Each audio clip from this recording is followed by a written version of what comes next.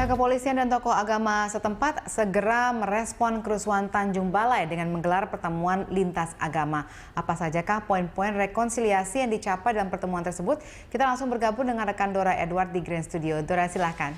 Ya, terima kasih Valerina Daniel. Pemirsa, pertemuan tokoh lintas agama di Kota Tanjung Balai pasca kerusuhan berhasil mencapai sejumlah kesepakatan atau poin rekonsiliasi. Kita lihat apa-apa saja poin rekonsiliasi yang disepakati oleh masyarakat di Tanjung Balai. Pertama adalah proaktif menjaga keamanan, ketertiban, dan juga kerukunan umat beragama, ini terutama di Kota Tanjung Balai. Kemudian poin kedua adalah ini menjadi teladan bagi masyarakat dalam menjaga kerukunan. Tentu ini menjadi contoh atau teladan bagi seluruh jajaran atau anggota masyarakat dalam upaya menjaga kerukunan antar umat beragama di Kota Tanjung Balai. Kemudian poin yang ketiga, dalam rekonsiliasi kesepakatan ini terlihat ini bersama-sama menjaga sarana dan juga prasarana rumah ibadah dari gangguan pihak yang tidak bertanggung jawab. Dan ini adalah poin keempat di mana mengajak anggota masyarakat mengenai pentingnya kerukunan antar umat beragama, terutama ini di Kota Tanjung Balai.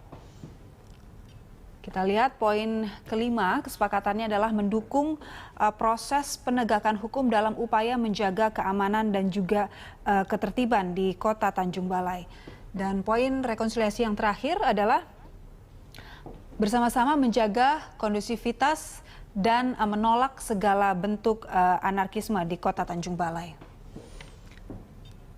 Itu adalah 6 poin rekonsiliasi masyarakat Tanjung Balai. Kemudian ini kita lihat ternyata Tanjung Balai bukanlah konflik pertama yang berbau sara terjadi di Indonesia. Sudah ada beberapa konflik terjadi sebelumnya.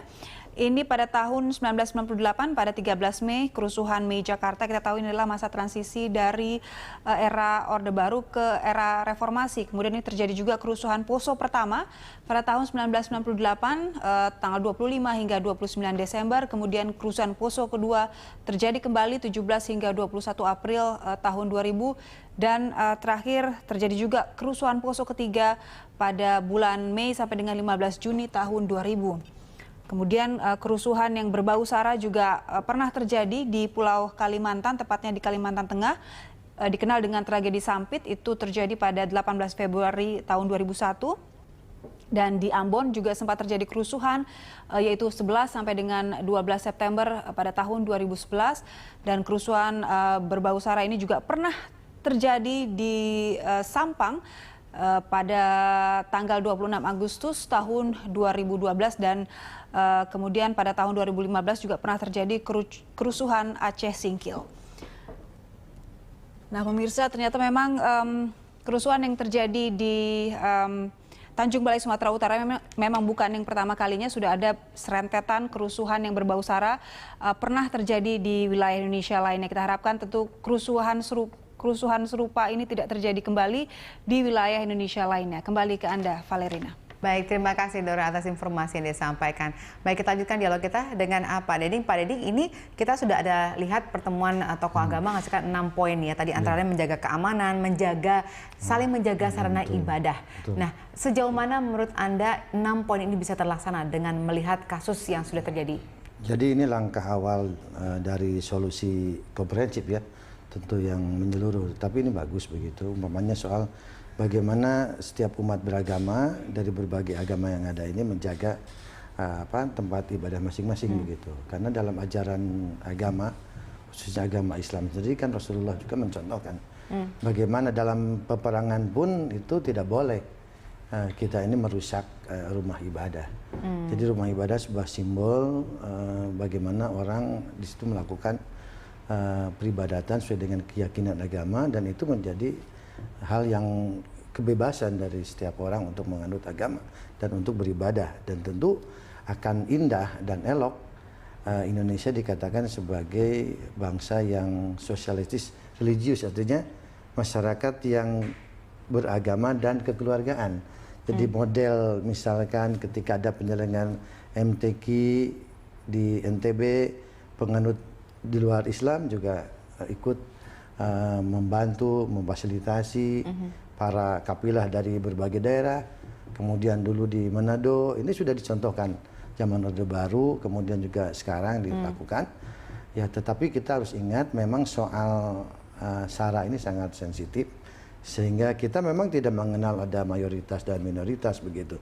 Kita semua punya hak yang sama, sekaligus juga punya kewajiban yang sama. Dalam konteks beragama ini, tentu kita berkewajiban untuk saling menghormati dan menghargai meskipun berbagai berbeda.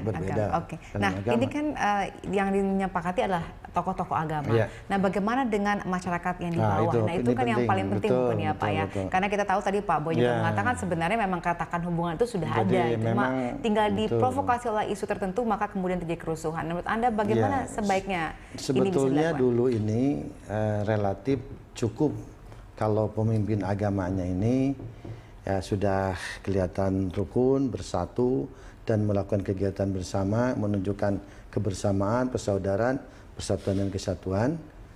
Karena kita memang mengenal istilah paternalistik begitu. Jadi kalau pemimpin di atasnya rukun, begitu ke bawah juga ikut.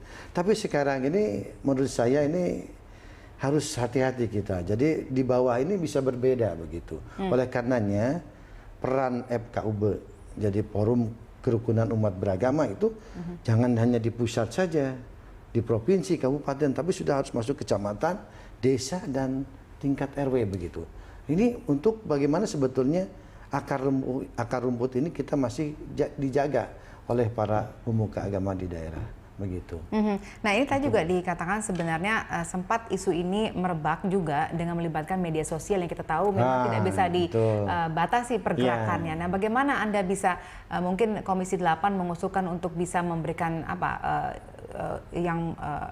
sebenarnya usulan yang membangun supaya media sosial tidak digunakan untuk melibatkan unsur-unsur provokatif ini. Jadi ini memang kembali kepada pemerintah karena otoritas kan di pemerintahan. Ini ada Kementerian Agama yang tentu yang bertanggung jawab bagaimana agar kerukunan umat beragama di Indonesia ini tetap terpelihara dan kita membangun semangat kebersamaan, kebangsaan kita, toleransi dan sebagainya.